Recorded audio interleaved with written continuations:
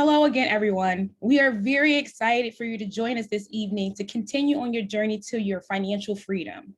For those who are just joining us, welcome. And for those who are returning, welcome back. I hope that everyone is ready for all of the great information our speaker has for us tonight. I believe that budgeting is not just for people who don't have money, but it's for everyone who wants to ensure their money is enough. I know I do. So as you can see here for tonight, we'll have our welcome from our president, Paula Irvin. I'll review the mission and overview of the journey in the series that we're doing for this year. And then we'll have our great speaker, Nasiki Reed from Real Estate of the Mind to cover his section in personal finance matters. And then we'll have any questions and answers. And then we'll have a wrap up. So anyone who has any questions, please feel free throughout the workshop to type in your questions and we can send them over to Nasiki.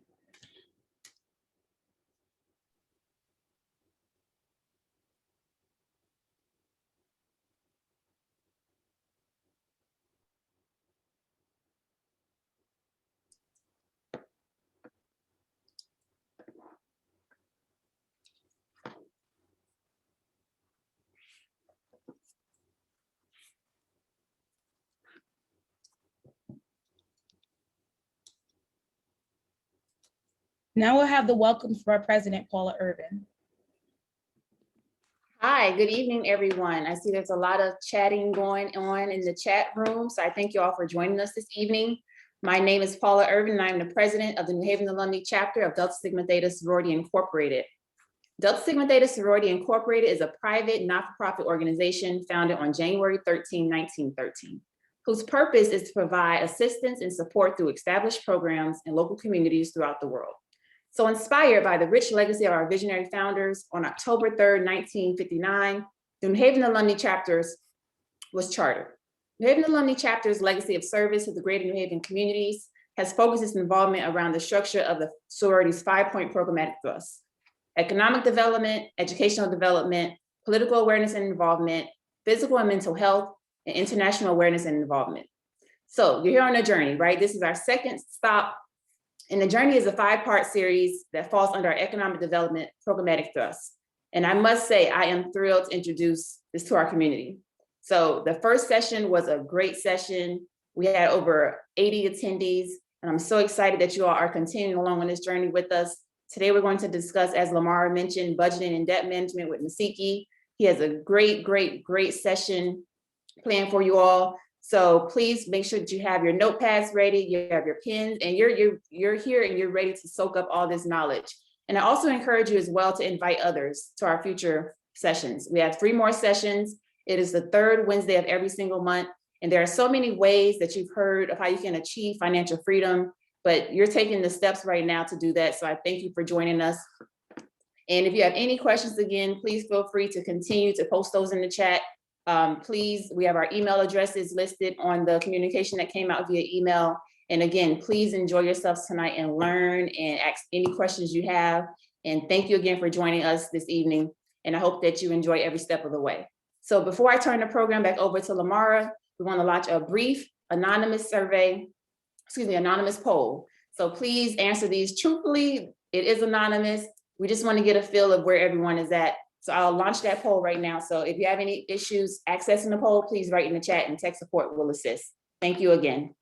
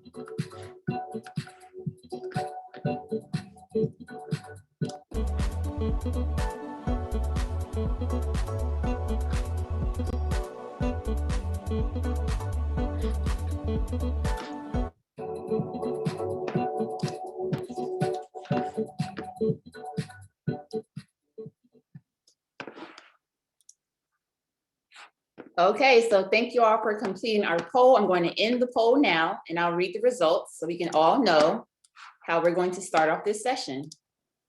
So in sharing the results, the first question asks, do you have a budget for your household and family?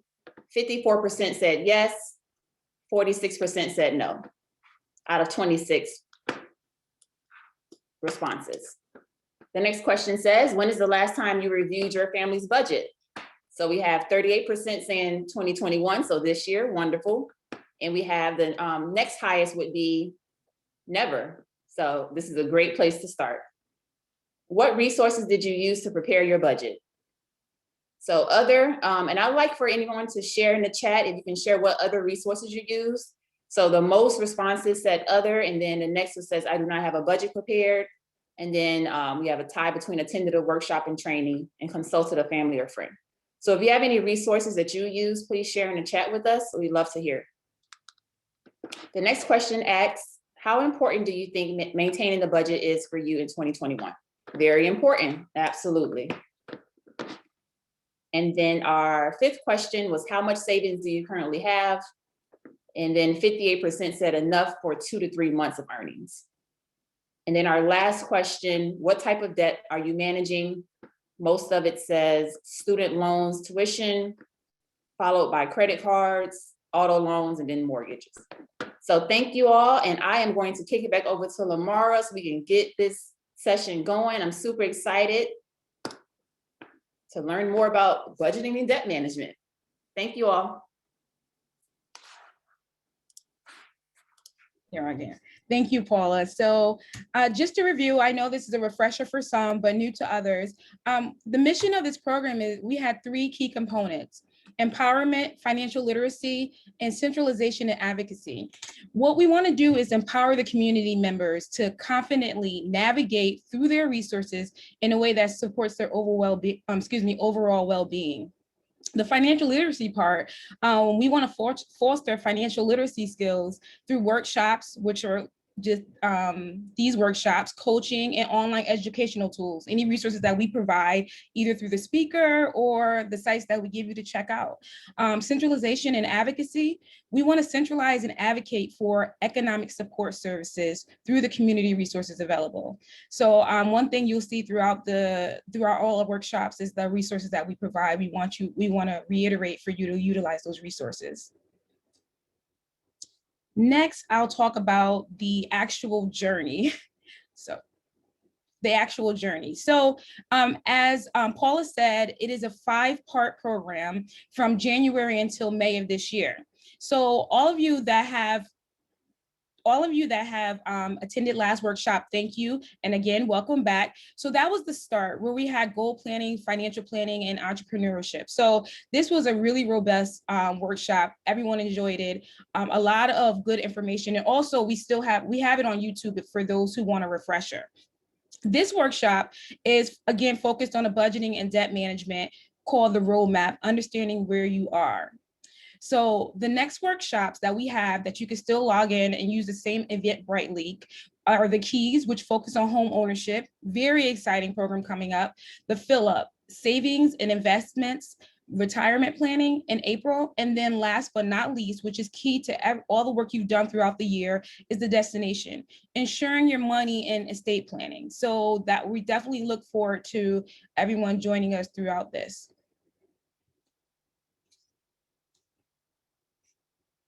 Nasiki Reed graduated from Southern Connecticut State University in 2008 with a bachelor's in business.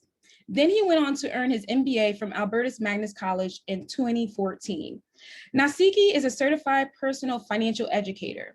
He holds certifications in motivational speaking from IAP College, understanding emotional intelligence to increase your effectiveness from Kent State University, and crucial conversations with Vital Smart. Nasiki is the owner and founder of Reed Estate for the Mind, which is a personal financial literacy business in which he educates, consults, and enhances his clients' understanding on better money habits. He is the founder and president of Wealth Generation Legacy, which is a 501(c) nonprofit that provides personal financial literacy education to the Black and Brown communities. He is the owner of a home improvement company, RE Power Washing and Painting, and a real estate investment company, SAN Properties. As you can see, he wholeheartedly believes in entrepreneurship, to say the least. He is the member of the Epsilon Iota Iota chapter of the Omega Psi Phi Fraternity Incorporated, which is based out of New Haven, Connecticut, where he holds the position of Keeper of Finance. He also serves on the First District Budgeting Committee for Omega Psi Phi. Finally, Nasiki is the author of Personal Finance Does Matter, in which he has created a course curriculum that is being taught in schools and community centers across Connecticut. I'll hand it over to you, Nasiki. Thank you. Oh, thank you. That was a great introduction. I couldn't have wrote it any better. No worries. Oh, my pleasure. Appreciate it.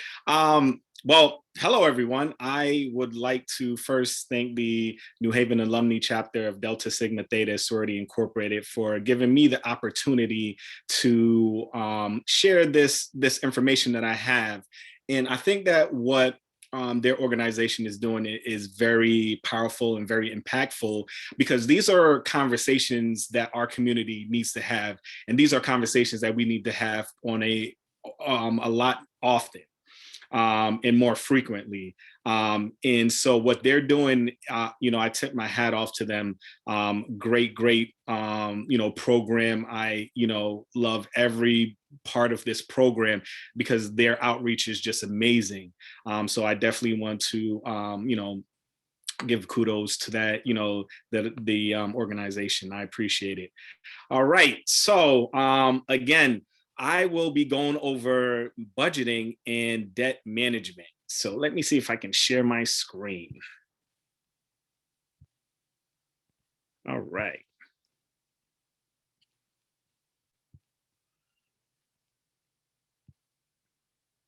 All right, and we can see my screen? Perfect.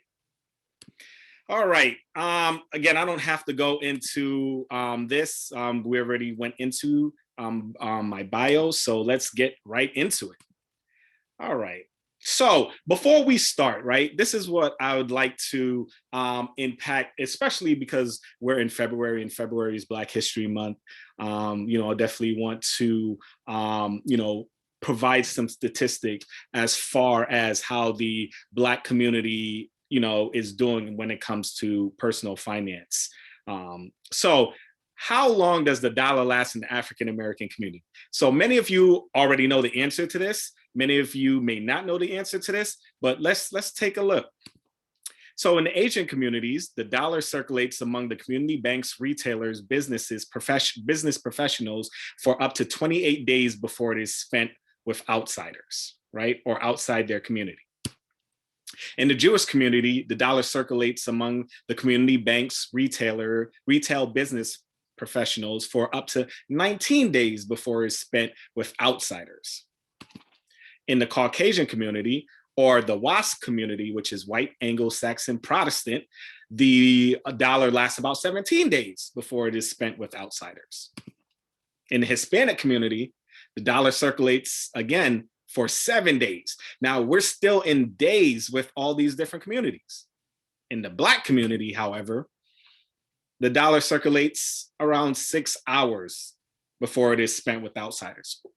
So what this means to me is that when we get paid or when we have money to invest, we're not investing within our community. And when we are investing within our community, that money is then spent outside of our community that much quicker. So what do I mean? So for instance, let's take the Asian community, for instance. You go into a, Asian owned store. What are you going to see? Who's going to be working there? Predominantly Asians, right? You buy their products, right? That Asian person pays the Asian employee. That Asian employee, where do you think they're spending their money? You think they're spending their money in our community, or they're spending their money within their community? Okay, so they're spending their money within their community. So we have that. When that Asian retailer runs out of product, right? And this is where the bigger picture lies. Where's that Asian retailer re-upping or getting more product? They're getting it from a Asian retailer, right? Or an Asian wholesaler or Asian warehouse. All right, where's that Asian warehouse getting their supplies? China. So do you see how the chain goes from them spending their money within their community, right? They're spending their money with their own suppliers, and their suppliers spending their money in getting it from China. So that's why the Asian community dollar circulates so long within their community before it even reaches any other communities. Now you take the Black community. When we support a local Black business and they need to, again, re-up, where are they re-upping from? It's probably from a Caucasian wholesaler, an Asian wholesaler, a Jewish wholesaler. So right there, the money is broken. That tie is cut, right? When we purchase clothing, when we purchase, automobiles, when we purchase just pretty much anything, it's not from Black-owned businesses. It's from other races, white, Asian. They own that share. So I like to bring this up because we need to have more entrepreneurs in our community. We need to build up our community, and we need to have more businesses, and we need to support more businesses. Then I get, hey, Nasiki, well, I go into a minority-owned store, Black-owned store, and their prices are a lot higher than if I would go to an Asian store or a Caucasian store. And then I explain to them, I say, wait a minute, but you have to understand, these companies, they're buying mass, their buying power is so massive that what they're paying for it, their cost of goods is a lot cheaper than if a Black retailer were to buy that, because our buying power is not that high. So yes, that Black retailer is going to have to put up a markup on the costs that they got it at, and it may be a little higher, but they're not trying to cheat you. They're just trying to make a profit because their buying power is not as, significant as, say, an Asian retailer or a Caucasian retailer. So I say this to say, you cannot always just think that, when you walk into a Black-owned business that they're just trying to, pull one over on you. They're not. They actually have to make a profit themselves, and they may not be getting the cost of goods at a steep discount, like, again, the other businesses out there. So just bear in mind when you go into a retail store that that's pretty much what's probably happening. All right, so the medium net wealth. Let's talk about wealth real quick. So in the 2019 survey, white families have the highest level of both medium of medium family wealth, right? While Black families' medium wealth is less than 15% that of white families, and you can see the amount there. And Hispanics actually have a higher medium wealth than we do, right? So now you can kind of see, and this is from a 2019 survey from the Federal Reserve. So now you can kind of see the fact that we're not even holding on to a lot of our wealth. We're not building enough wealth for ourselves. And that's one of the reasons why I embarked on the nonprofit Wealth Generation Legacy, because it's very important for us to leave wealth for our children, our children's children, so that, you know, they can actually, you know, build on that. And I just want to kind of show this. It's almost like I'm ripping the Band-Aid off, if, you know, in putting these numbers here, because it's the wealth inequality gap. It's a real thing, and it's massive. And so I read somewhere that it would take close to 200, and I want to say 226, 230 years for the Black family to amass the same amount of wealth as the average white family. So we have a lot of catching up to do.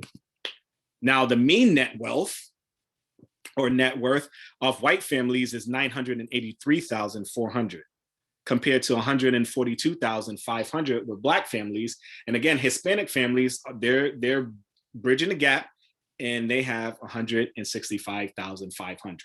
So we have a lot of catching up to do. We have some hard work to do. And again, like I said, kudos to the New Haven Alumni Chapter, because they're providing these courses, these classes, these seminars to get the information out to the community so that we're well aware of what's going on and how to best handle our situations.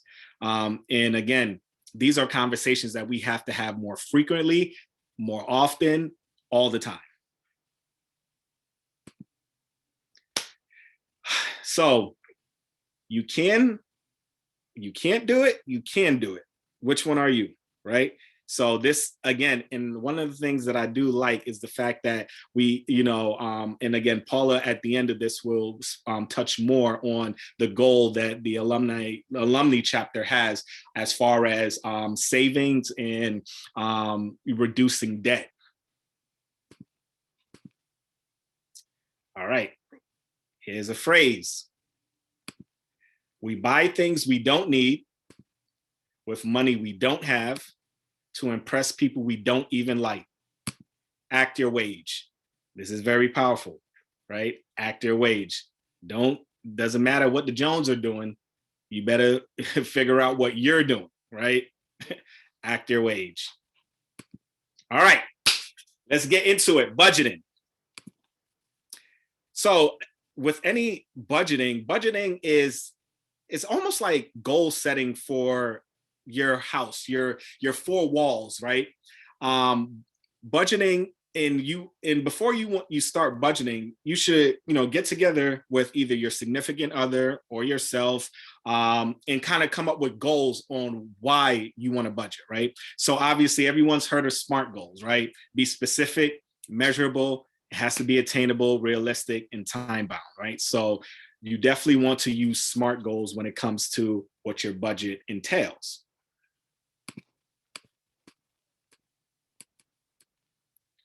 Oops. All right. So the importance of creating a budget, right? So creating a budget is one of the most important tools you can do in your financial arsenal, right? When you create a budget, you are giving your money instructions on what to do and not have your money tell you what to do. So that's very important. Roughly, only 1 in 3 Americans do a monthly budget. And again, as the poll showed earlier, that this is roughly right. This is disappointing because the average American doesn't know where all the money they make on a monthly basis goes, right? So here's some budgeting statistics. So according to a Bankrate.com survey, 82% of Americans keep a budget. Hold on one second, because this is in my way. I can't see my screen. All right, much better. So according to a Bankrate.com survey, 82% of Americans keep a budget. 27 say that they write their budgets down, but 20% say that they keep a mental budget. I don't know about you guys, but keeping a mental budget with everything that I have going on is kind of impossible for me to do. I mean, there may be some savants out there, but I'm not one of them. So for those 20%, kudos to you. But to me, that's kind of unrealistic to keep a mental budget. Yeah. So fewer than 40% of Americans can cover an emergency ranging from $500 to $1,000, right? Nasiki, Yes. we do have a question, which is Perfect. kind of goes to what you were speaking about the wealth gap. Yep. The question is it true or false that college debt forgiveness, like being discussed in Congress, would help with racial debt gap for Black families that you explained? So as I looked at it, I think they said that if it passes, it would be around like $50,000 of debt forgiveness for college students.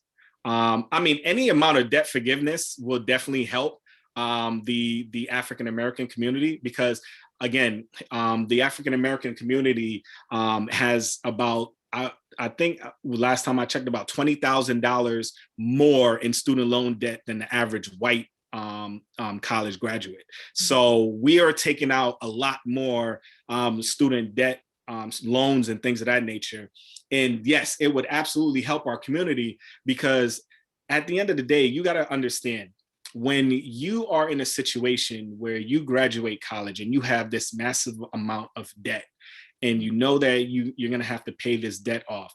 You know, sometimes when you're out there looking for a job, you may take the first job that, you know, offers you, you know, an interview or offers you a position. That might not be the job for you, but you're going to take it for the simple reason that you know that you have to start making money and pay this debt off, right? Instead of, what happens if you graduate with, say, no student loan debt and you have savings, right? Then wouldn't it be possible for you to, you know, kind of choose what job you want, or even have the, you know, I wouldn't say nerves or audacity, but now you can.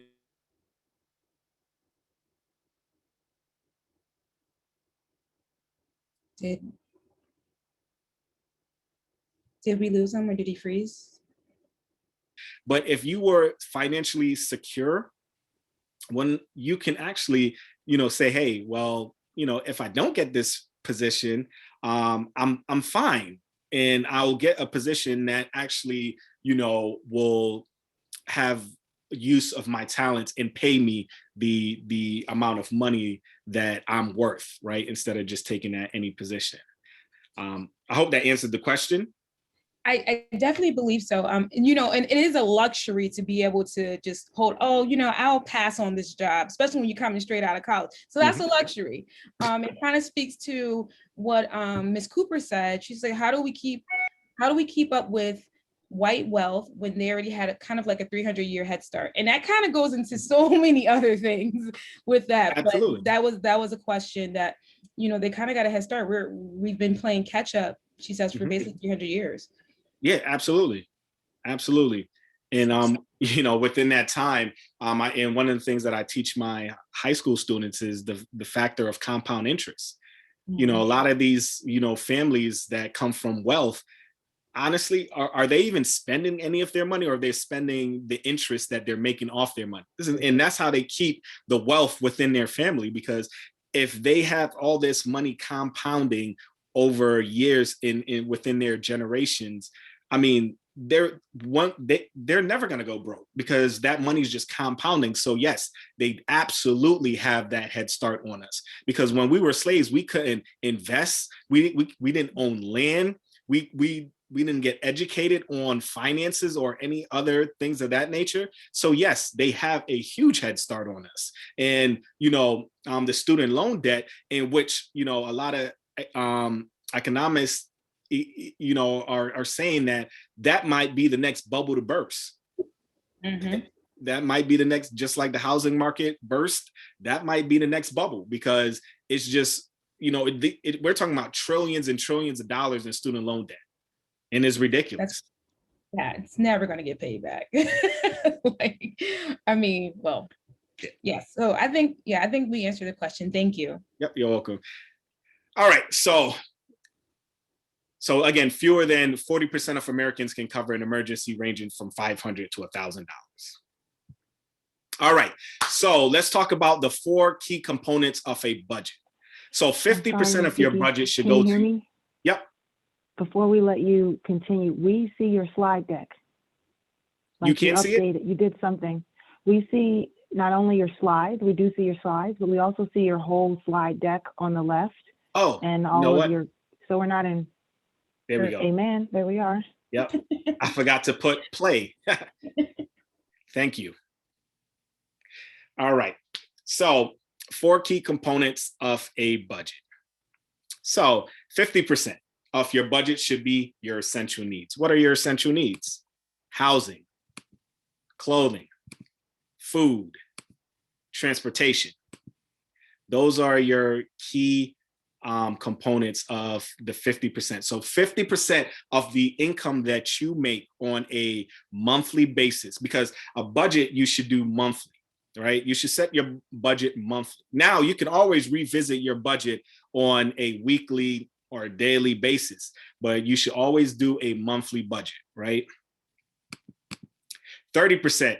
Now this category is for giving and spending, right? So this is where you actually pay yourself in a sense, right? Because you worked hard for the money. So guess what? You have an opportunity and you have the right to spend your money, right?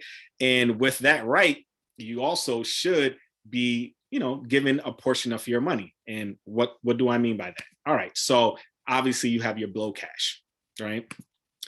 If you are a Christian or, you tithe, you tithe your 10%.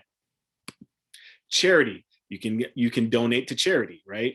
Again, the New Haven Alumni Chapter, you can donate to them, right? Because they do a lot of works in the community, right? Now, here's the asterisk.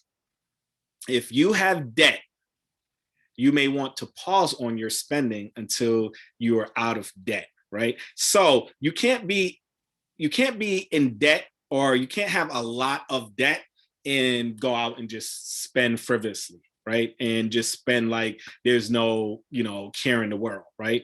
So you may want to pause on that, or you may want to limit the amount of money that you're actually paying yourself until you're actually out of debt, right?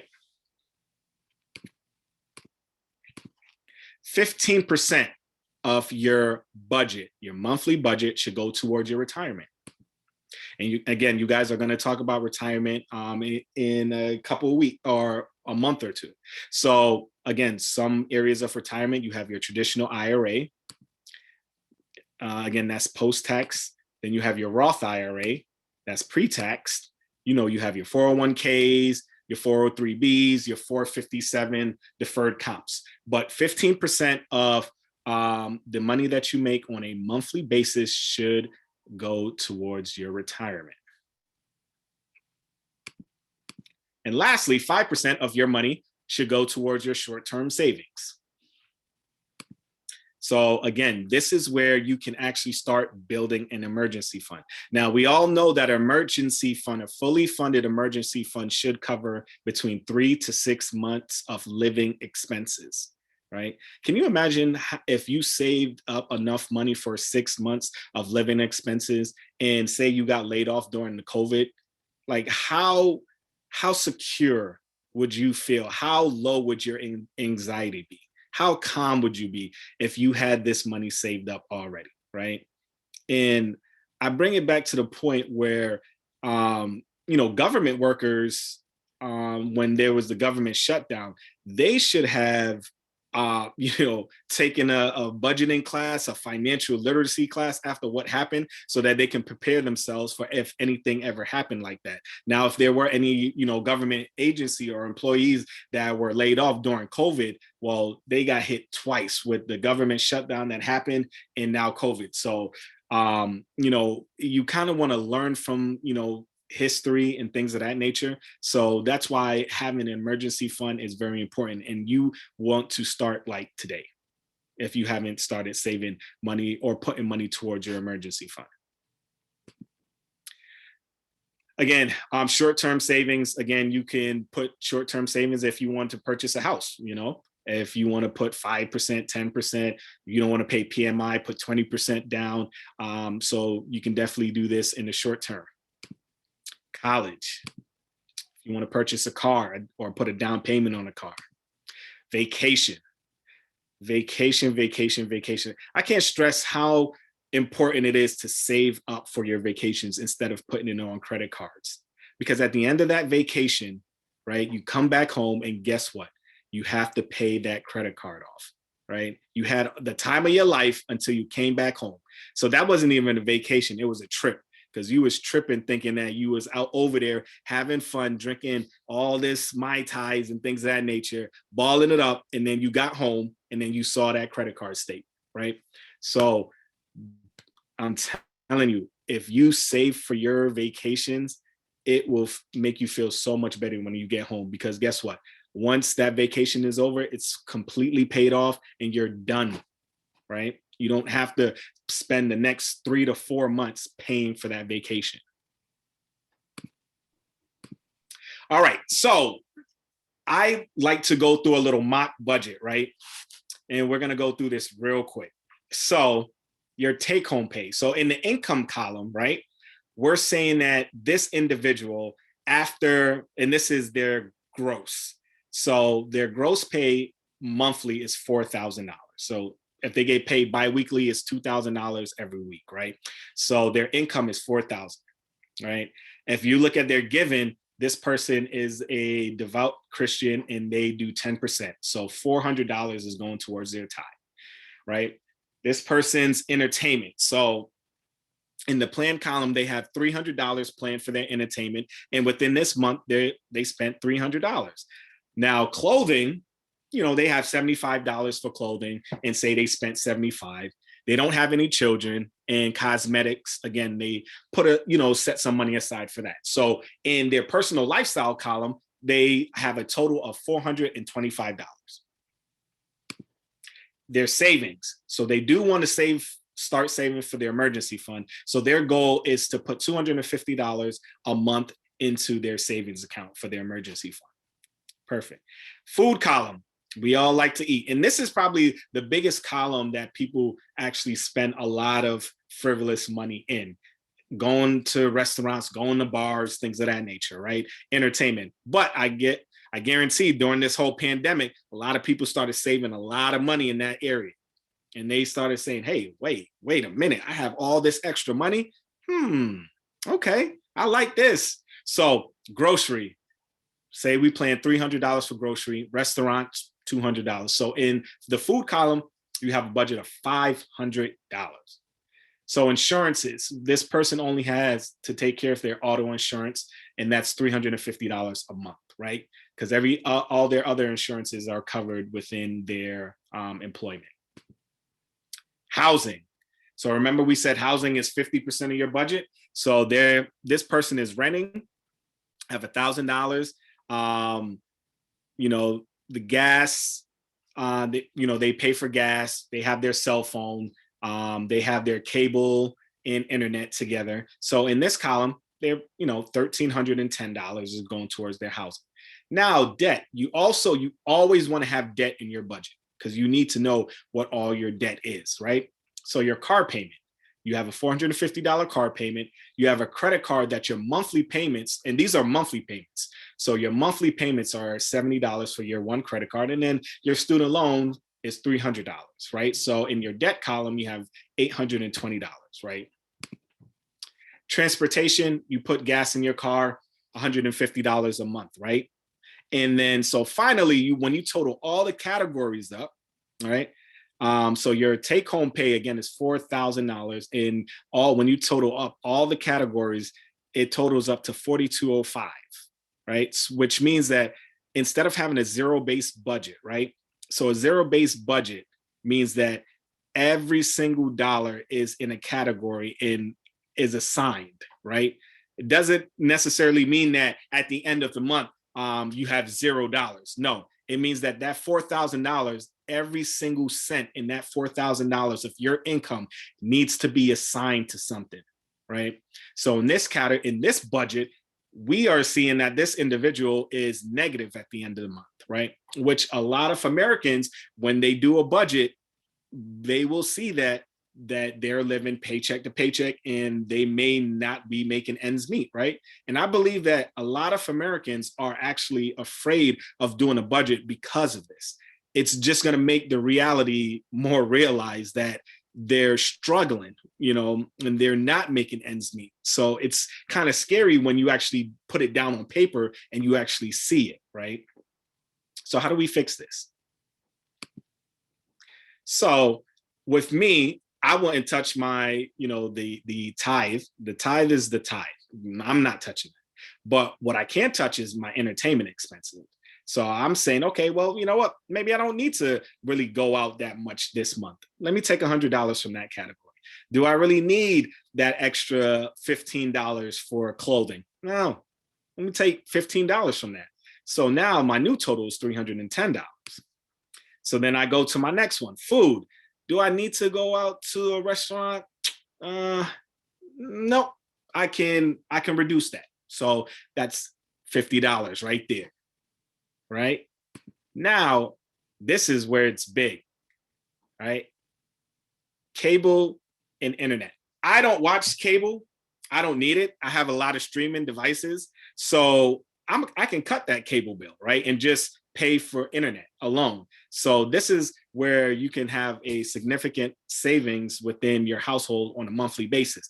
Now, obviously, the cable companies aren't going to like that, but you can definitely cut that, right? And obviously your debt, you're gonna wanna continue to pay your debt, so you don't wanna cut out from there. Now, when you do the total, now you have a zero-based budget. Now you can make ends meet. So the thing about your budget is that it will help you organize your money and organize what you need to do in order to make ends meet, right? So this was a budget based on Go ahead. Okay, so you can see. So there's a question, Yep. a great question, actually. I'm about to finish my master's degree and my student loans are deferred. Mhm. Should I start adding that to my monthly budget, being that, she's not obligated to pay it yet? So I know that right now, with student loans, so they are deferred because of COVID, and I don't think that they're accumulating any interest. Right. So that's the big thing. If they were accumulating any interest, pay the interest while you're in deferment. All right. At least pay that. But the thing about a budget, you want to develop a habit, right? And it takes a significant or a certain amount of time to actually establish a habit, right? And so if you can afford to put your student loan payments in a budget, then absolutely do that, because then now you have established the habit of paying those student loans, and so that now when they're actually out of deferment, it's nothing to you because you're so used to paying them. But if you're in a situation in which adding your student loan payments right now will significantly hinder your finances, then no, I would not add them. I would look at other things, other consumer debt, if you have, to get rid of, and you take that time of deferment to kind of pay those other debts that you have off, so that when your student loans come out of deferment, you're in a better situation to actually start making those payments on those student loans. Great, that's definitely a good perspective. I like, yeah, especially well, you're right, they're not charging interest right now. We do have a few other questions.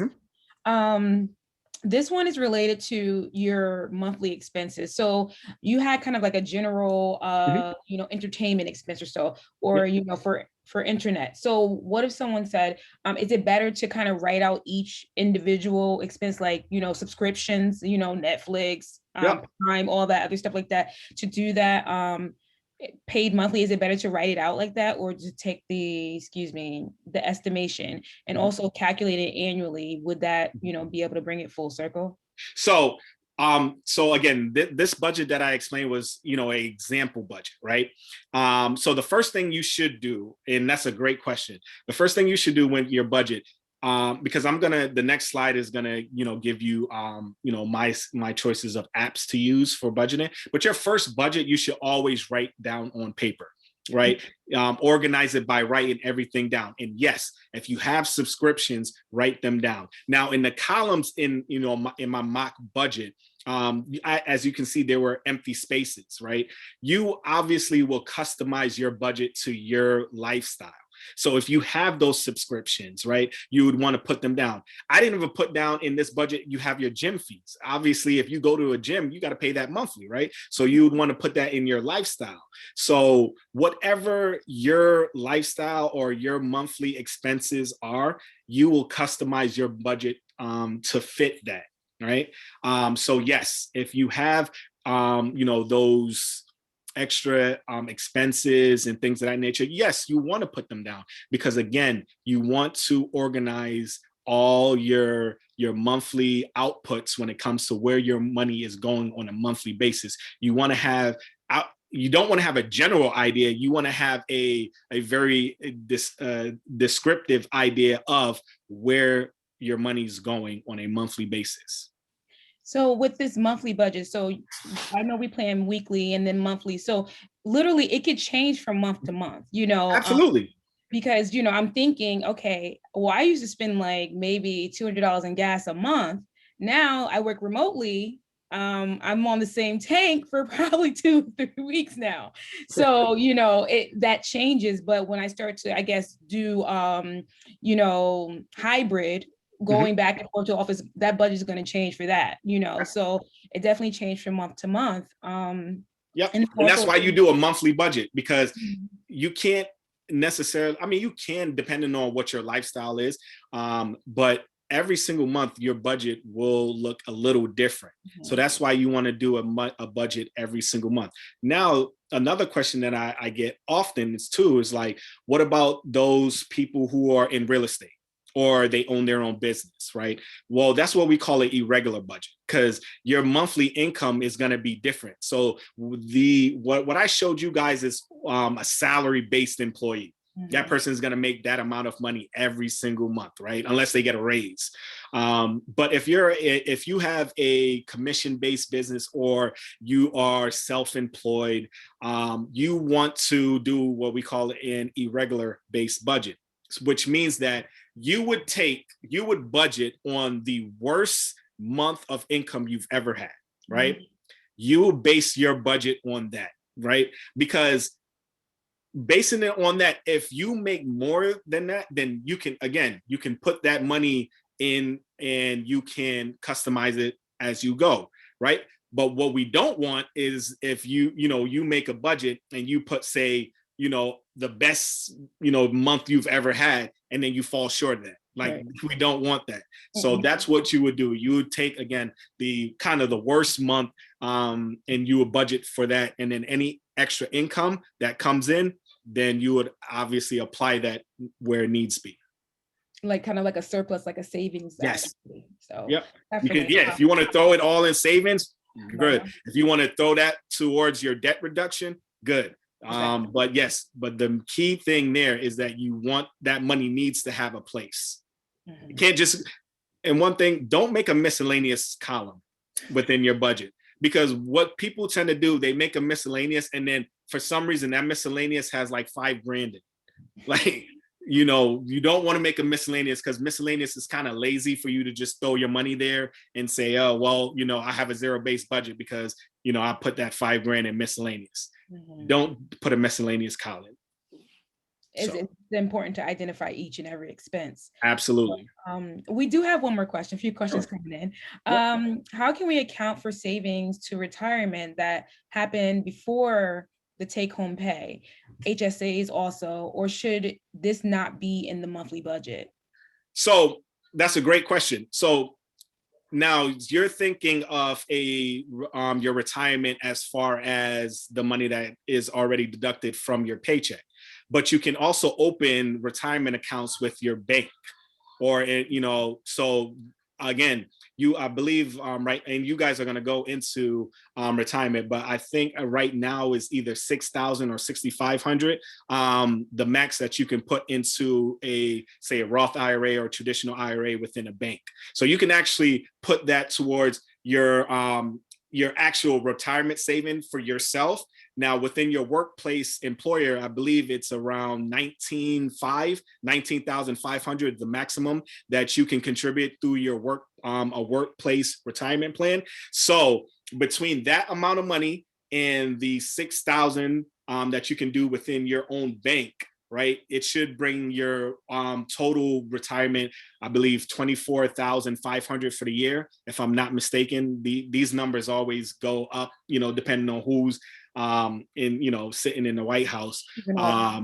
But again, so that for retirement is the retirement that you're actually putting your own money towards within, say, a bank or Fidelity or one of those retirement accounts that you're personally, outside of the money that's already being taken out of your paycheck and automatically being put into a traditional or a Roth type of account through your workplace. You can also save on your own. So that column is the money that you're saving or putting towards your retirement on your own through, again, your local bank or Fidelity or whatever institution you use. Great. I think you answered the question. Thank you. Yep. And again, once you're in that position to actually save up extra money towards your retirement, do so, because that compound interest is a beautiful thing. And you can never, again, you want to save for your retirement. It's very, very important. And again, I'm not covering retirement, but there's a lot of people that do not take, do not even contribute to their workplace retirement plan. And they have, like, say, a 401k with a match. Yes. And I'm like, if you're getting free money from your employer, why aren't you? But again, that's why we need to have these conversations, because retirement is very important, and we're not even putting the amount of money towards our retirement that we need to. So. Agreed. Definitely agreed. I find that sometimes if we do start, we start too late. And that's a huge issue. So now you're saying I got to put 10% in so I can have a decent living by the time, so it hurts in the interim, but you're trying to make sure that you're living comfortably, so I definitely think that when we first get out of college, I wish we would have had this discussion. Yeah. I went 0. I'll put 1%. But so yeah, definitely take advantage of the matching. But that's more to come, guys. We're gonna get back to debt and budget management. Thank you. Exactly. And lastly, when it comes to, again, retirement, so people, again, when I teach classes, they say, hey, Nasiki, how do I know how much I would need for my retirement or how much I would need to live on? And I'm like, well, we're actually talking about it now. It's your budget, your monthly budget. And that's why you need to do a monthly budget forever. This is a long-term commitment. So if you're afraid of commitments, well, this should be a place that you want to start now to, indulge in commitments. But yes, your budget will let you know or give you a ballpark on what you actually need to live on for your retirement, right? So this is one of the greatest forms that you will ever do for your own personal finance is your monthly budget. That's how important a budget is. All right, so these are 2 apps that you can definitely use. They're very user-friendly, Mint and EveryDollar app. These are apps that you can set it up. You can put your categories of, everything that is in your household in which you would put your money towards. And the good thing about these apps is that you can just literally copy and paste to the next month and just change what columns you need to change instead of having to start your budget from scratch on every single month, right? So these are definitely great. And the thing too with these is you can put the money in it real time, or not the money, but your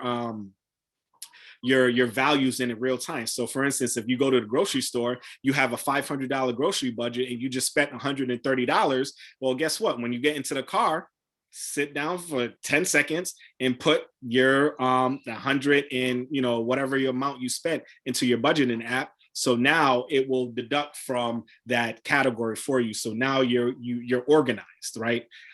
So these are some great apps to have. Now, obviously, there's other apps out there. So if you have an app that you guys like and you swear by, I would say put it in the chat so other people can see, and they can, kind of do their research on what apps will work better for their lifestyles when it comes to budgeting.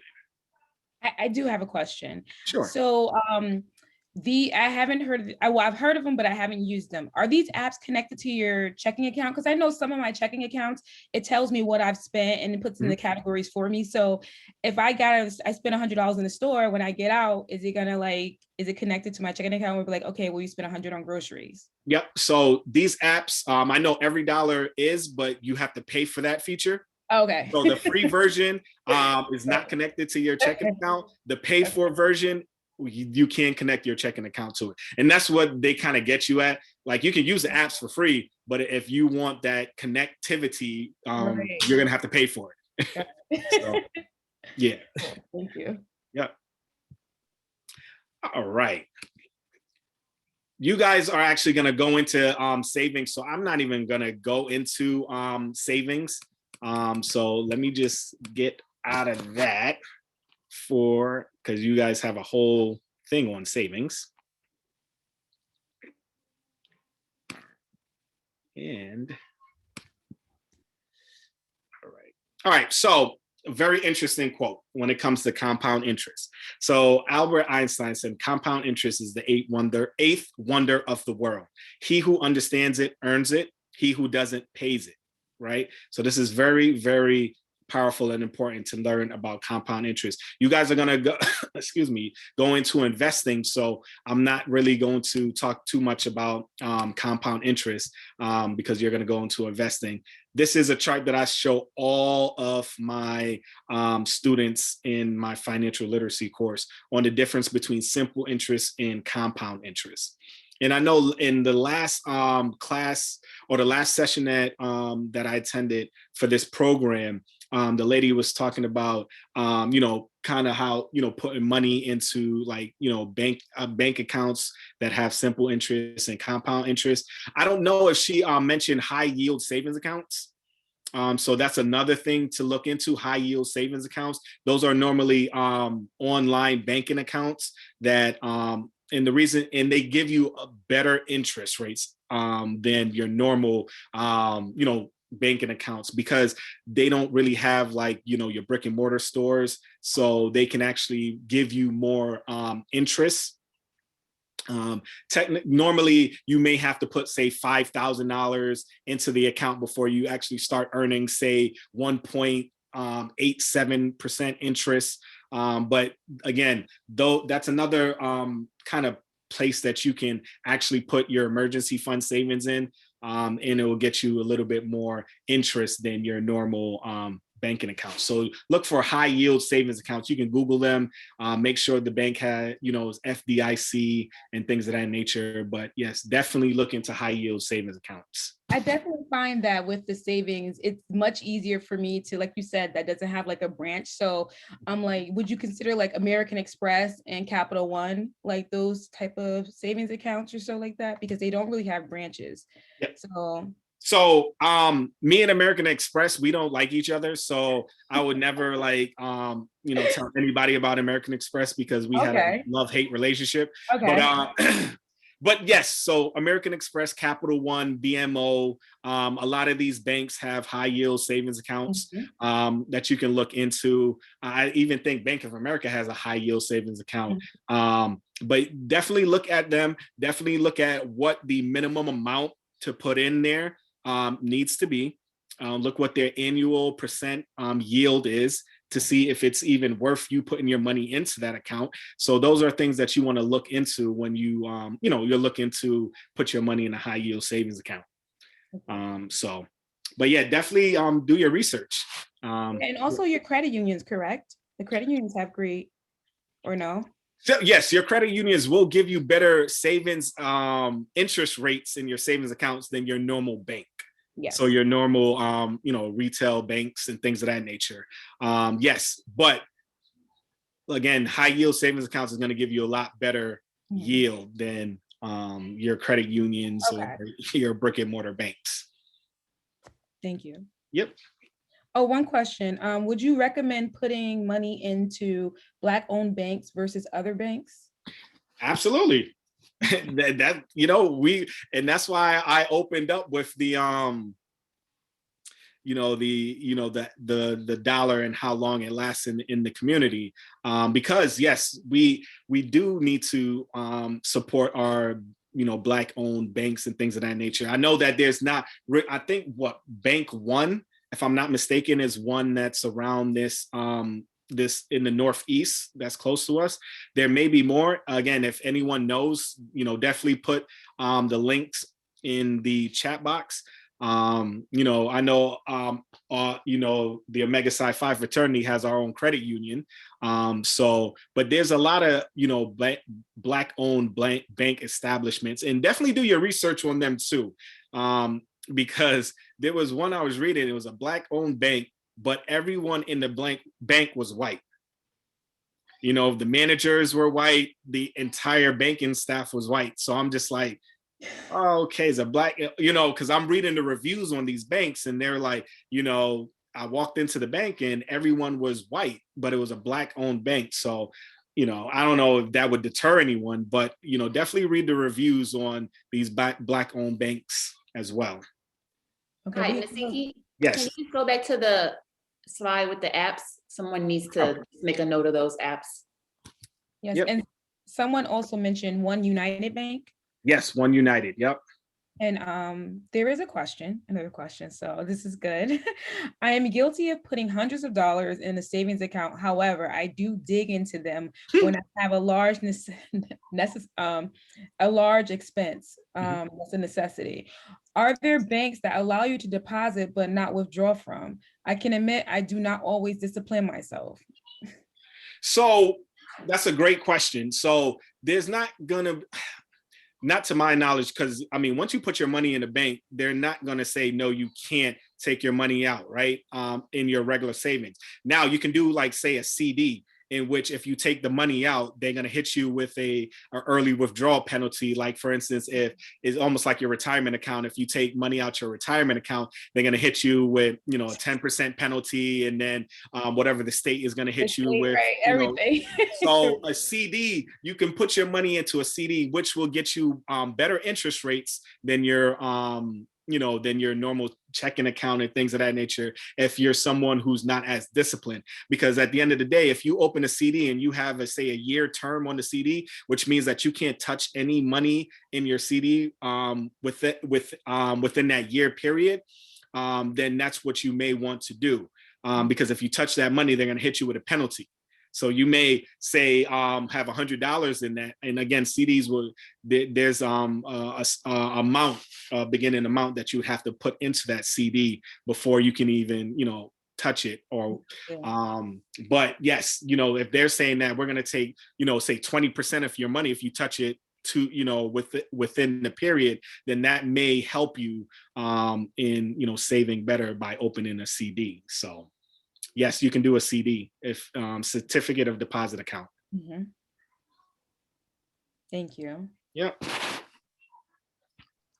So Nasiki, I just have one note regarding that piece in the question.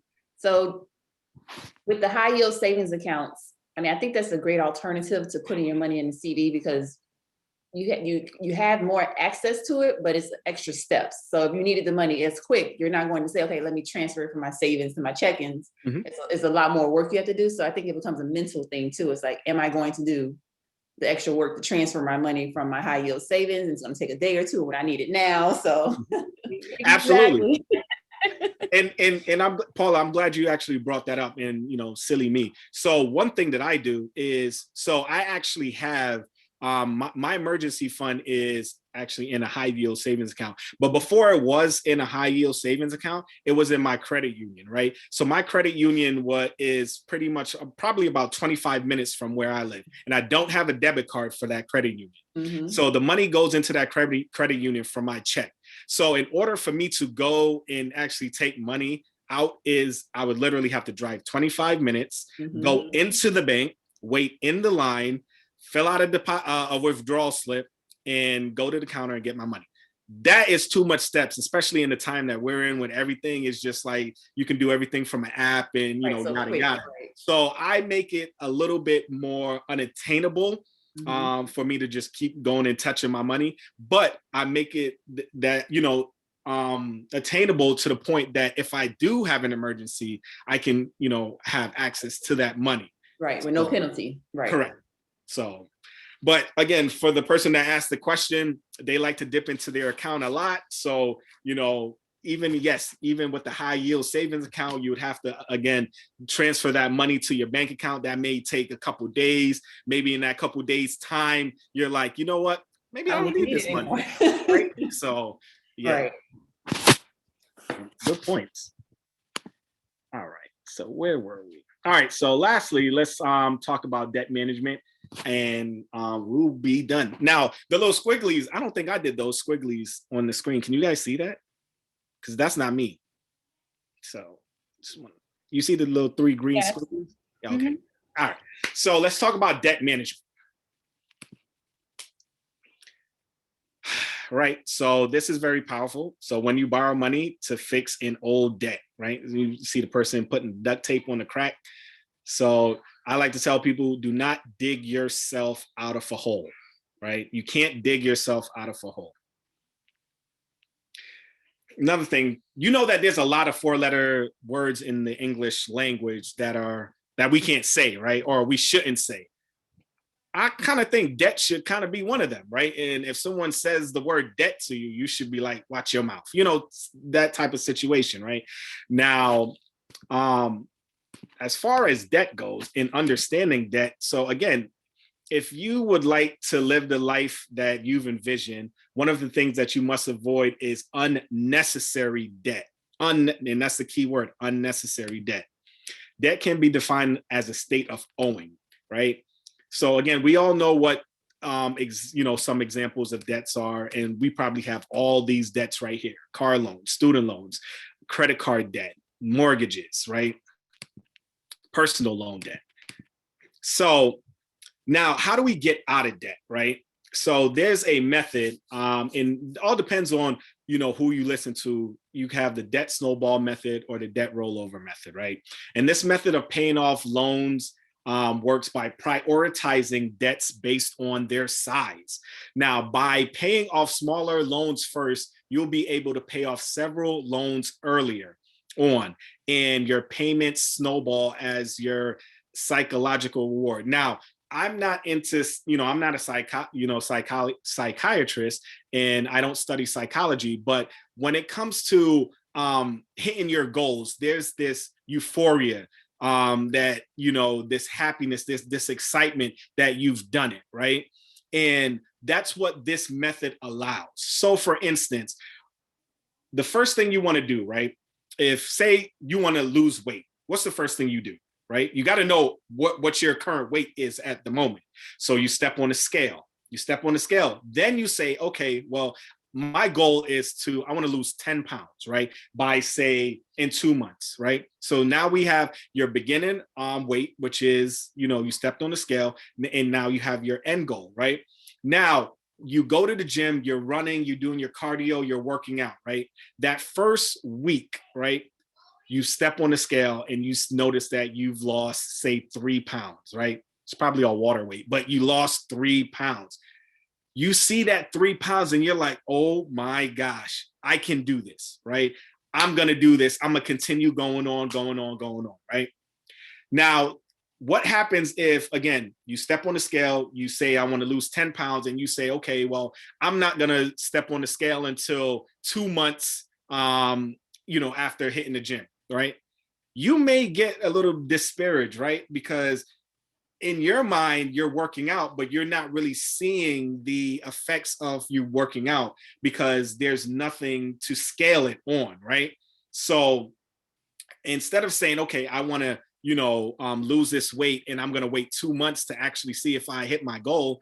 Why not say I'm going to lose this weight and I'm going to periodically check in to see how much weight I'm losing? And that right there will help me, in my mind, will give me the motivation that I need to keep on going because I see that it's working. It's the same thing with your finances. And that's why you want to put your smallest debts first. And then once you pay those debts off, you will say to yourself, man, this is working. And that's why it's called the debt snowball or debt rollover method. It's more psychological than anything. So let's go into it. So here on the screen, we have your debt in column 1, your minimum payments in column 2, your total payments or the total amount that you owe in column 3, and then with your new payments in column 4. So again, your debt, you have 3 credit cards. Your minimum payment for the first credit card is $50.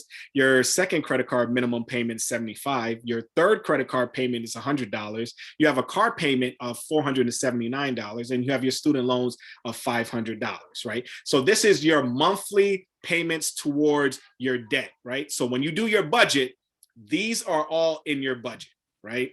So again, you're gonna pay these debts off on a monthly basis until you pay off your first one. And what happens? So you paid off your first card, right? So what happens to that $50 that you were paying towards your first card? You're actually going to roll it down to your card 2, right? So instead of paying $75 for credit card 2, you're going to pay $125. And that $125 is the $50 that you completely paid off from card 1 plus your $75 from card 2. Now you're going to pay off card 2 that much quicker and that much sooner. So now you roll that $125 down to card 3. So now you're doing $125 plus your $100, which equals now you're putting $225 towards card 3. Guess what? You're going to pay that card off that much sooner. Then paid off, you roll that money down to your next debt. Right now, you're putting $704 towards your car payment. And I'm telling you, this works because we use this in our household and we paid over 6 figures in 3 years off. It works. I mean, we were putting $2,000 towards our car payment every single month using this method. And it was because it was already budgeted for. It's not like we were missing the money. The money was already assigned, right? So it's not like we were missing it. And guess what? If we had any extra income, we would just throw it at our debt because that's how much we want to get out of debt, right? So now your student loans, guess what? Instead of paying $500 towards your student loans, now you're paying $1,200 towards your student loans. Now you can pay off that student loan that much quicker instead of the average person taking about 40 years to pay off their student loans, right? That is a huge debt that once your student loans are gone, it's like a huge breath of fresh air. Unlike a mortgage, you can always sell your house and get out of debt, right? But you can't sell your student loans, right? So you're always going to have that, that student loan unless you set up a plan to get out of your debt, and you can use this method to do so. I definitely appreciate this demonstration because, you kind of think, well, some people like, oh, I've paid off that credit card. Now I have $250 extra. Or, instead of just like, it's out of sight, out of mind, just add it to the next debt. And I love the example of that. Thanks for that. That was really good for me. Yep. Oh, that's great. I'm glad it helped. One thing too, so I was asked, and I actually read an article. It's funny, I was asked, and then I saw this article and I was reading it, and it talked about, okay, so if you have debt and you're trying to get out of debt, should you be saving for retirement? Right? And I me thinking from, a financial back point, I'm like, no, like you need to save for your retirement. But then when I read the article, it hit me because if, say your annual rate of return on your retirement, you're getting, say, 10% on your retirement, but your consumer debt, when you all add it up, averages to about 25%, right? Are you really saving towards, like, is the math adding up? you're only getting 10% yield on your retirement, but you on a yearly basis, you're owing 25% in interest towards your debt. So what they would say is actually pause your retirement and take that extra money that would be going towards your retirement and pay off all your debt as soon as you can. Because at the end of the day, 10% of yield versus 25% of debt doesn't add up, right? Playing catch up. Yeah. Exactly. And that's all you're doing is playing catch up, and you're losing a lot of money. And for you ladies on here, guess what? You live longer than us. So it's very important that you ladies get out of debt and save for your retirement. Again, I'm not talking about, teaching a class on retirement, but is that much important, especially for you ladies, because you will outlive your male counterparts.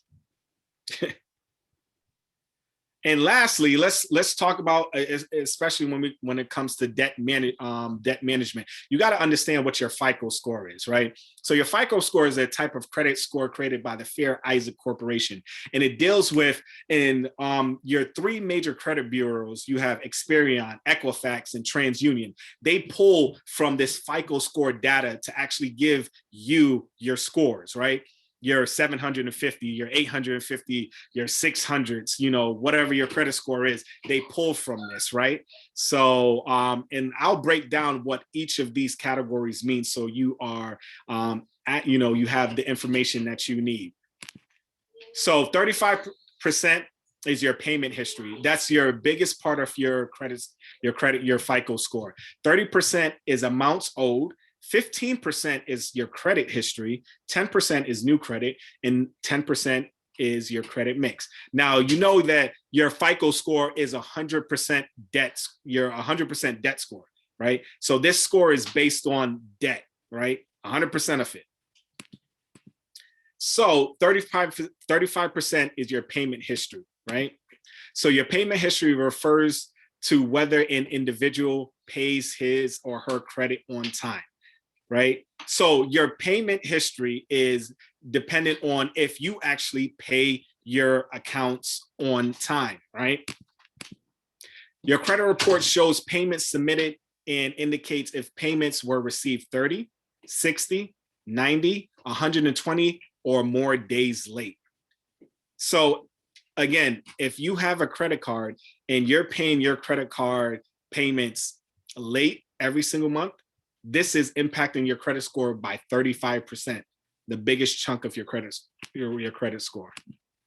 30% is amounts owed. Amounts owed refers to the amount of money an individual owes. Your credit utilization rate, right? If you have not heard this, right? This is very important. Keep 30% or less on your credit cards. If you have $1,000 limit, only spend $300. Right? And if you want to boost your credit score higher and faster, keep 10% on there, right? So again, if you have a $10,000 limit, only do $3,000 or less. If you're a big baller and you have a $100,000 limit, only keep 30,000 or less on there. This will drastically boost your credit score. 15% is length of credit history. So the longer an individual has had credit, the better their score. Someone with a short credit history can still have a good score. FICO scores take into account how long the oldest account has been open, the age of the newest account, and the overall average, right? So this is why they tell you don't close your credit cards, because if you do that, you get rid of all that history that you've had on that credit card. Like I have a credit card right now. I want to close it, but I'm just like, I'm not going to close it. So it doesn't have an annual fee on it. I may, spend like, $10 on it, like every 3 or 4 months and then pay it right off. But, I, just kind of, keep it in the mix, things of that nature instead of closing it. So 10% is credit mix. So this refers to the different types of accounts you have. Auto loans, credit cards, mortgages, student loans. So that's your credit mix, etc. And lastly, 10% is new credit. New credit refers to recently opened accounts. Lenders do not like to see a lot of inquiries in a short amount of time. It shows you are out there seeking as much money and credit as possible. You are seen as a bit of a risk. So be very mindful with your new credit. So if you walk into Best Buy, you open a Best Buy account, you walk into Macy's, they say, hey, you want to open a store account? You're like, hey, well, I just opened a Best Buy. Let me just do this. And then you just constantly open accounts in a short period of time. That can actually drop your credit score. So, but again, credit inquiries roll off your history. So what a credit inquiry is whenever someone pulls your credit report by using your social, that is a inquiry on your credit, and it drops down, but then those roll off, you know, especially if it's a soft hit, it rolls off. Hard hits stay a bit longer. So like a mortgage, or if you're getting, you know, a car loan, those stay on a little longer. But a soft hit could be, you're going into, say, a store that has a in-house credit department, and you want to open an in-house credit card or credit charge account. Those are softer hits because everything that they do it in-house. So they're not reporting it to the credit bureaus. If you're late and things of that nature, they do everything in-house. All right, so that is it for me. You can, again, I leave this up. You guys can follow me on, or if you need to reach out to me, you can reach out to me on my Instagram page. I'm on it all the time. If you have any questions, you can definitely, you know, hit me up at a later date and time if you don't have that question now. But if you guys have any questions now, I can definitely answer it. Okay, there are a couple of questions. I want to ask, can you put back up Smart Page and page 16? Page 16? 16, I guess. And there were other questions, kind of like, you know, I guess retirement is a big thing for everyone right now, especially with COVID and realizing that maybe your savings are suffering, you know. One person we mentioned about, you know, if your say your interest is 25% with your debt and everything like that, your credit, and 10% for the retirement, and we said like, hey, focus on getting that debt down first. The person asks, even if you're giving up the match from your employer, like, so you have a matching program, you're giving that up to. Yep. So guess what? That's going to be your incentive to actually pay your debt off that much quicker. Because again, it doesn't make sense. If you do the math, it doesn't make sense that your consumer debt, when you calculate all the interest, outweighs your retirement. And again, say that 10% is what your retirement average is from what you are putting into your retirement and what your employer is putting into it. So again, that, because, you know, again, I used to work for a company that we had a 401k and our match was 6%. So I was putting 6% into my retirement and my employer was matching 6%. But at, you know, on an annual rate, you know, my APR was, say, about, you know, between 11 to 14%. But at this time, I owed a lot of debt. So it didn't make sense for me to continue putting into my retirement at that point. So I paused my retirement and I literally, like, you know, attacked my debt. To the point now, once you're out of debt, how much money can you actually put towards your retirement to catch up, right? So remember, you can put, don't quote me on this, but I believe you can put up to $24,500 into your retirement account, being with your employer and in a retirement account on your own per year. I know I wasn't putting nowhere close to $24,000, but if I were to get out of debt and say my debt in my debt column, I was paying close to like $3,000 a month in debt, right? Well, now that $3,000 a month I can split it up. I can put $2,000 towards my retirement and put $1,000 towards investing, right? So, you know, now when you're out of debt, you have more options for your money, right? And you can catch up a lot sooner. Exactly. Okay, we do have another question. Mhm. At what point should someone consider paying someone to fix their credit? Are there measures you can share for an individual to review and manage their own credit themselves, and contacting creditors directly to discuss options to clear their debt or delinquent issues? You know what? I honestly had the slides ready to talk about credit and I deleted them. Um, because I didn't know if we wanted to get into a credit conversation, but I had on how to establish credit, That's how to debt fix credit. management. That's debt management. We gotta Well, talk about it. All We right. gotta talk So, about all right, let's do it. Let's do it. You didn't say nothing but a word. it. Talk All about it. All right, hold on one second. So to answer your question, if you're someone who has the time, I would absolutely say you can go in and fix your own credit.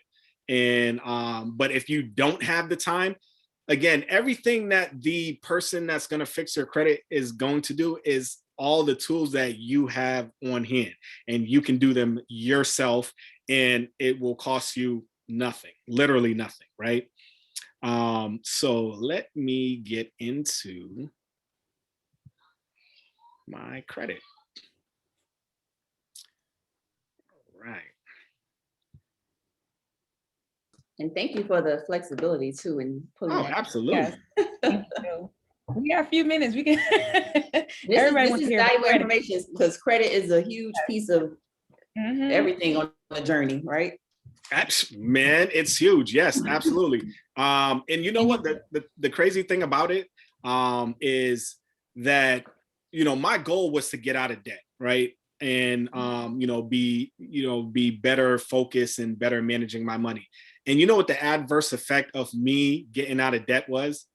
It rose my credit score up so much. It was just like I wasn't even focused on my credit, but because I was my goal was to get out of debt and have more wealth within my household, my credit skyrocketed. I mean, to the high 700, 800s. And I'm just like, oh, well, that's cool. Even I wasn't worried about it, but Right. that's cool. But it's something you can leverage, Yeah, and moving forward. Exactly. Absolutely. And last month, one of our speakers on entrepreneurship, we were talking about loans and different things of that sort. So it's kind of like as a community, they kind of find that our scores are much lower than other communities. So Absolutely. that's something that's always like on the forefront of our minds. Yeah. And you can see it more prevalent in the commercials that target us. Oh, you have no credit, bad credit, forget it. Just bring a pay stub down and you can get this vehicle, you can drive it off the lot, yada yada. Okay, but they don't tell you that you're going to be paying interest rate of like 30%. Right. You know what I mean? So, Exactly. but we, and they're targeted to us. Like they're on the commercials that or the stations that we listen to the most and things of that nature, because they know that within our community, our credit is something that it has been damaged. And Right. so I would literally call them predatory lenders, because they're going to hit you with these high, credit, these high score. I mean, these high APRs, and which is ridiculous. Like, and we're taking it because we're like, okay, well, I can get that new Infinity that I wanted, to look cool. I guess I'm just thinking about kind of like the first slide that you had in regards to how long the dollar stays in our community. Do you think there's a correlation between that and credit? I mean, because you think about it, the Asian community stays, you said like 19 days or something. 28 days. Yep. 28 days or so like that. I mean, it's something to think about though, right? Well, absolutely. Credit is a huge part of it, because right. If you want to start your own business and you want to go out and get a business loan, how are you going to do that if you don't have the credit to leverage or, to start that process? So yes, credit. And again, we live in America, and America is a capitalistic society. Everything runs on money and credit. And if you don't have either, then how can you really move forward and do the things that you want to do? And yes, it's a huge hindrance. All right, go ahead. No, go ahead. Oh, there is a question. They said, can you cover the way letters should be that you send to creditors to remove an item after a specific time? They have to remove it. Like, Correct. Mhm. Yeah. So yes. So if you and actually it's during COVID, it's probably the best time to do so because a lot of these agencies, they're not at their headquarters. And me working for the state, and when taxpayers send in letters and stuff, we may not see it for a couple months.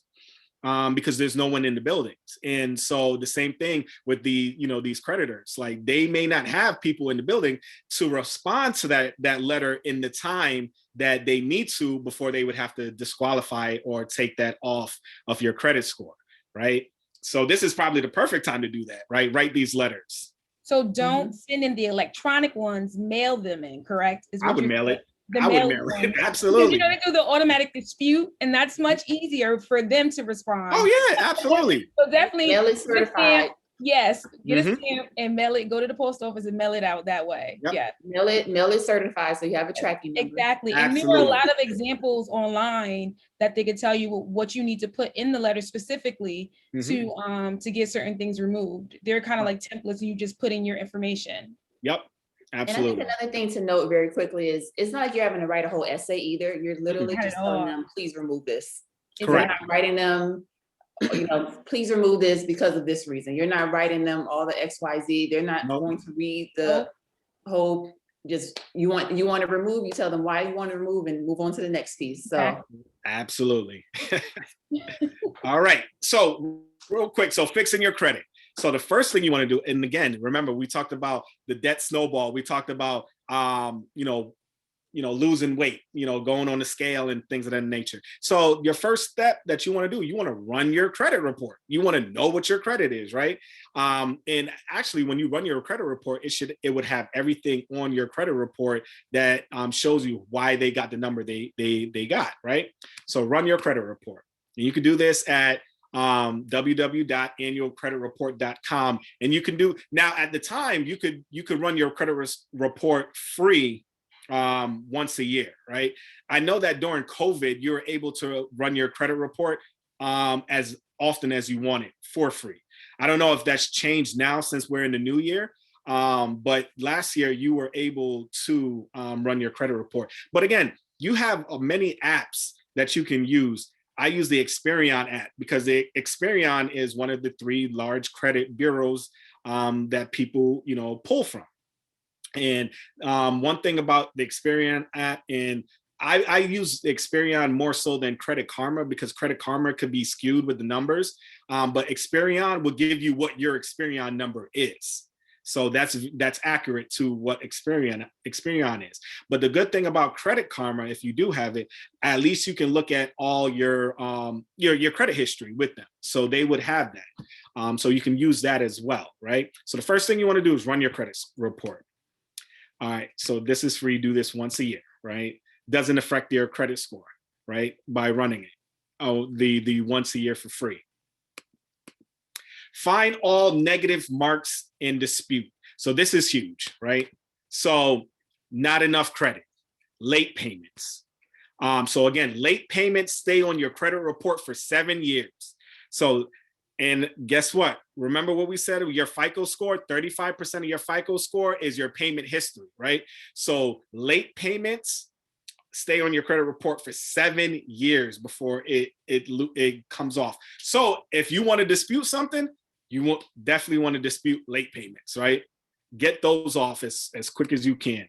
Accounts and collections. So we all know when an account goes in collections, right? It's probably past that 120-day mark. The agency or the company that you're paying, they just wrote you off because you're not paying your cards or your bill. So they sell your debt to a credit collection agency. So this is very important to know. So your credit, the collection agencies has purchased your debt for pennies on the dollar. So for instance, if you owed $1,000 to Verizon and you didn't pay your Verizon bill, they cut you off and they sent that $1,000 to collections. That collection company probably paid, say, $300 for that $1,000 debt. How do they get paid? By trying to collect the full $1,000, right? Because now if they collect the full $1,000, they made $700 profit, right? So that's why they're so aggressive.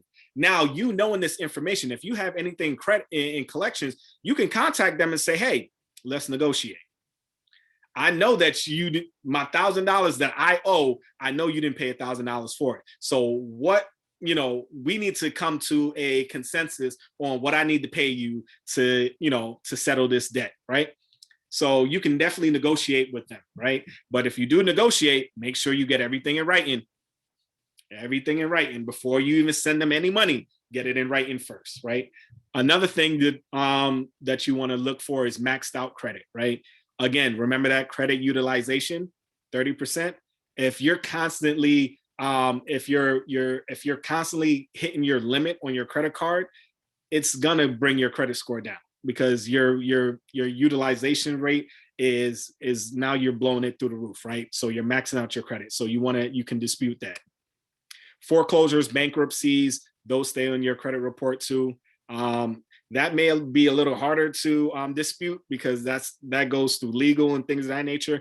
But you can try, right? Again, if they don't write you back in a certain amount of time. All right. So, all right. Now, number 3, pay all late payments. You want to pay all your late payments, right? Number 4, call the lender and try to negotiate removal of late payments.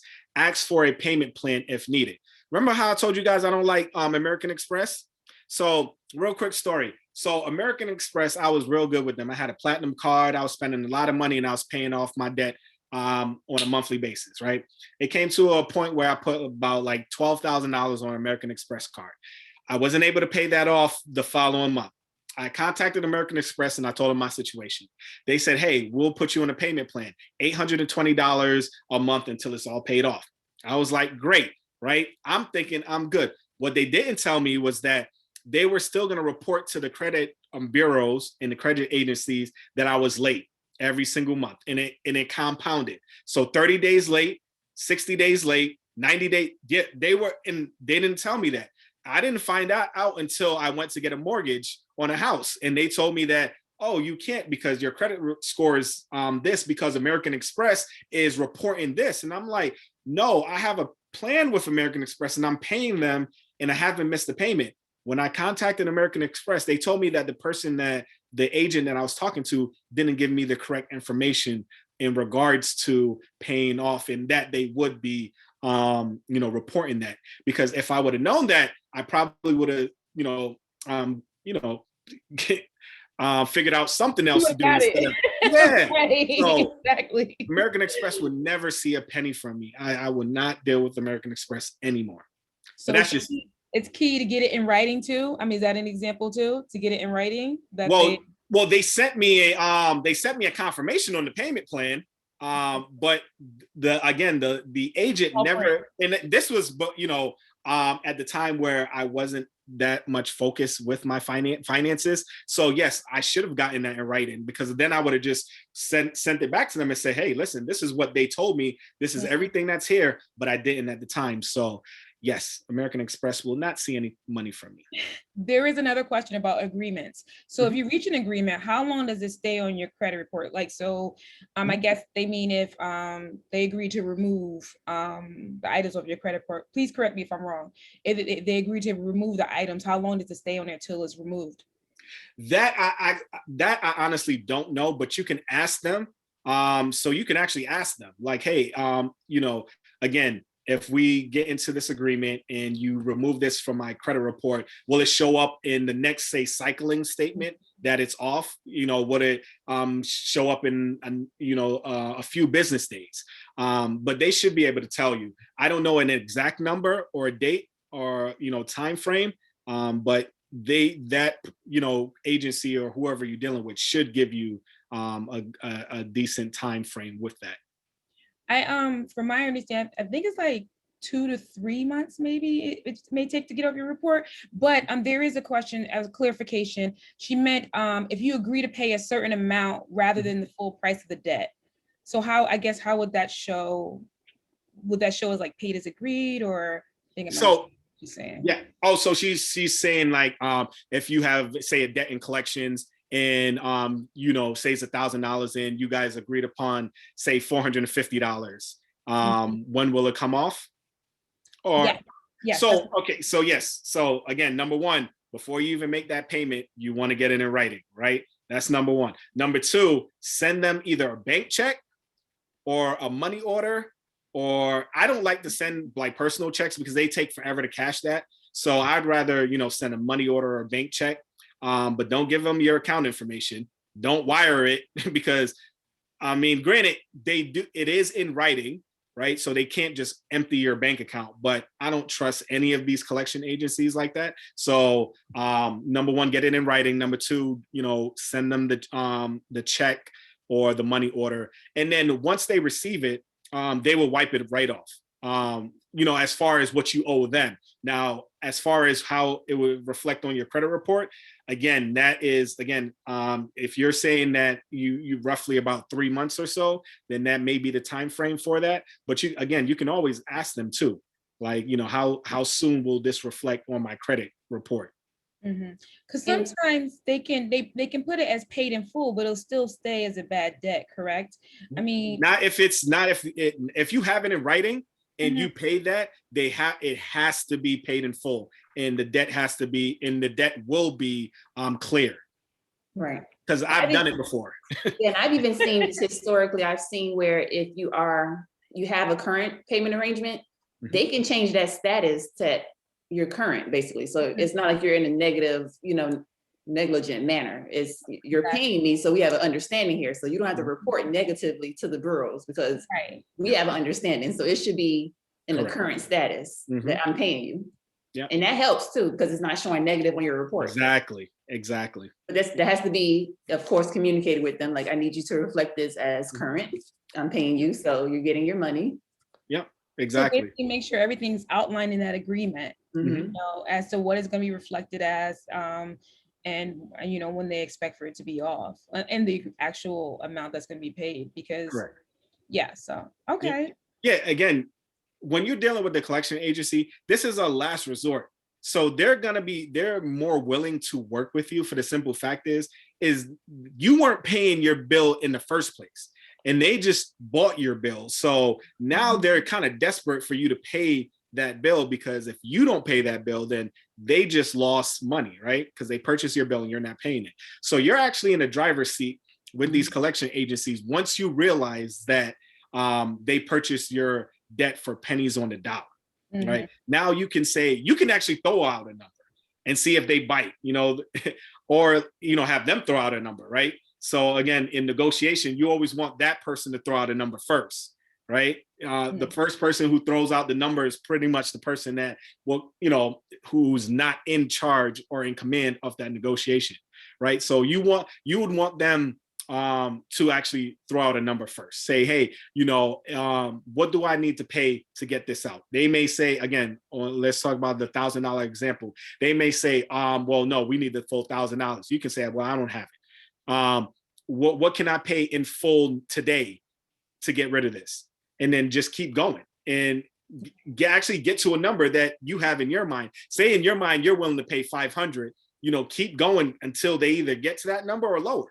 And then you're like, and then get it in writing. Right. Because they're not going to let you off the phone until they get some type of agreement. Correct. They need, and a lot of these collection agencies, they, I believe that the person that's calling you get a percentage of that, you know, if you pay. So they're more willing to, again, negotiate and at least get something from you. Exactly. Thank you. Right. So again, call your lender and try to negotiate removal of late payments. Ask for a payment plan if needed. Again, look for all inaccuracies and dispute. If there's actually real inaccuracies on your credit report, you definitely want to dispute those, right? But again, dispute everything if you can, right? You definitely want to dispute everything. I mean, it comes to a point where you know, ethics comes into it. You know, if it's there, if it's yours, I mean, ethically, you should pay it. But I mean, I'll leave that to y'all. I'm not even going to, you know, go into that any deeper, right? Quick question in Yep. regards to, because sometimes like, isn't it good to dispute like if your name is spelled incorrectly? Like, so I remember one time I had like 2 different spellings on my credit report for my name, and I had them remove that. Mhm. Or do those things? I mean, in regards to getting approved for a home or something like that of the sort, don't those that misinformation impact you?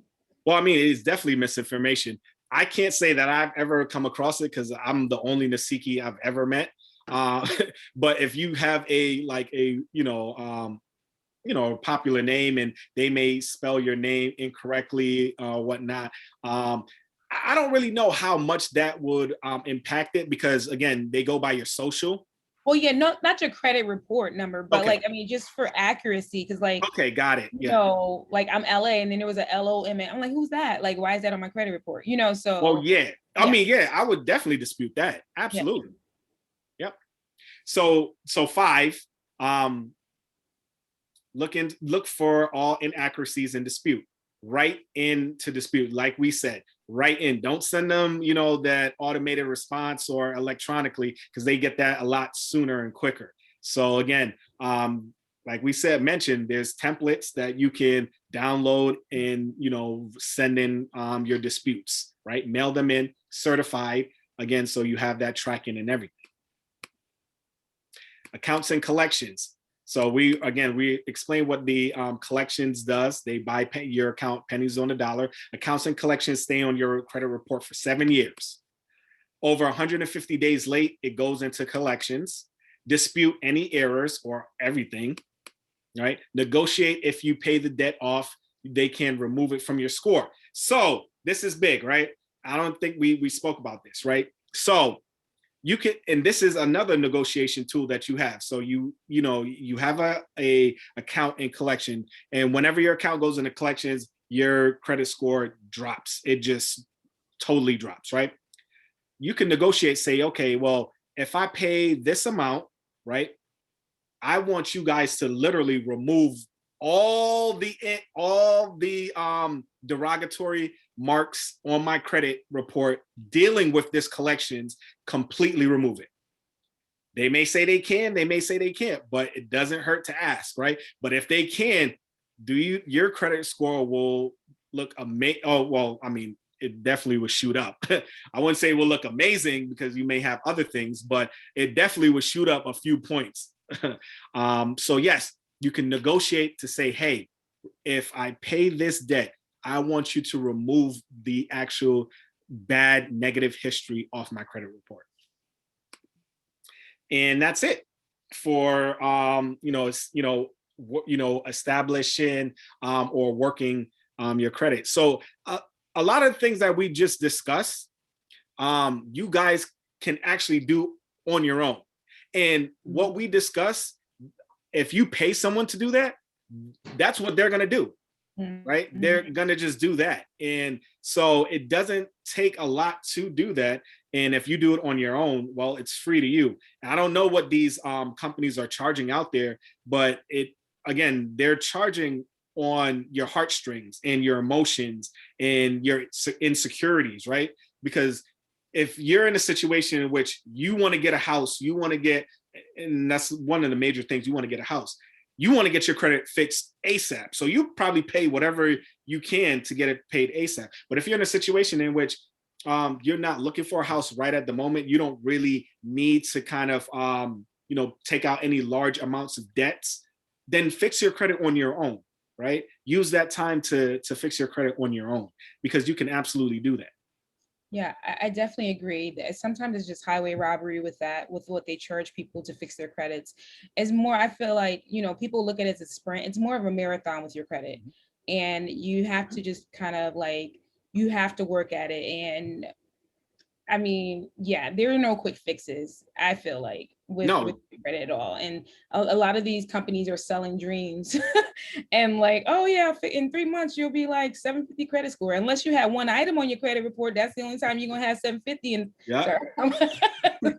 But yes, so definitely thank you so much. Can you actually, we'll share your information in regards to your social media contacts so people can reach out to you, because there were a lot of great questions, and I'm sure there are a lot of people going to be in your DM or your email to reach out to you for that. So Yep. again, thank you so much, Nasiki. We really appreciate it. Amazing presentation. So again, everyone, Nasiki Reed, please reach out to him if you have any questions. We will share his contact information and some highlights as through the follow-up emails. Is there anything else you'd like to add before we wrap up, Nasiki? Oh no, I was gonna share the screen, but Okay. but no, that's fine. I'll put it in the chat. Okay, great. Thank you. I think Yes, and we'll send it out as well via email following the session. And also, if you guys want, I can send you the presentation that I went over. Oh, that would and be you can amazing. email that Because a lot of to people were who like, needs it. that would be perfect, because a lot of Okay. people are like, go to page 16. I'm like, Yeah, I'll send that to Okay, Paula, okay. and then Paula can distribute it however she deems. I'll send it in the PDF form. Awesome, thank you. Thank you guys for having me. Absolutely. So a lot of valuable information, and I am trying to share my screen, but maybe because it's almost 8 o'clock, it does not want to work. So we are just going to talk through the rest of the slides. Thank you all for joining us. So a lot of information, right? But please understand that Nasiki is here as a resource. If you have any questions, we'll share his contact information to reach out to him with any additional questions. And honestly, this is what he does. So if you have any questions going, even deeper into the conversation, please let us know. If you have any issues contacting him, but definitely we're going to share the information. Again, my slides are not showing, but definitely just wanted to reiterate, we are doing the $1 Billion Challenge. So just to share what the $1 Billion Challenge is, it is a way to help tackle debt and savings with our online tracking tool. So it's an online tracking tool with a partnership called D-Free, that Delta Sigma Theta Sorority Incorporated is partnering with. Our goals are 50,000 reduction of debt and then 50,000 in savings. So an email was sent out to everyone regarding joining that group. We had a couple of people join, and when I mean a couple, I mean literally a couple. So we need everyone to join. We need you all to join the group so we can reach our goal and reduce debt. So I will, again, if you have not received that link, please let me know. Please respond back to the Eventbrite link, but we want everyone to join and participate in our debt-free challenge. So just to add to that, with the debt-free challenge, it definitely ties into what we talked about today. That is also another tool, because you can outline your expenses and highlight what you want to pay off. So that's a free tool right there. And also it kind of it's a team effort for all of us to make that commitment to save up to $50,000, which is definitely reasonable.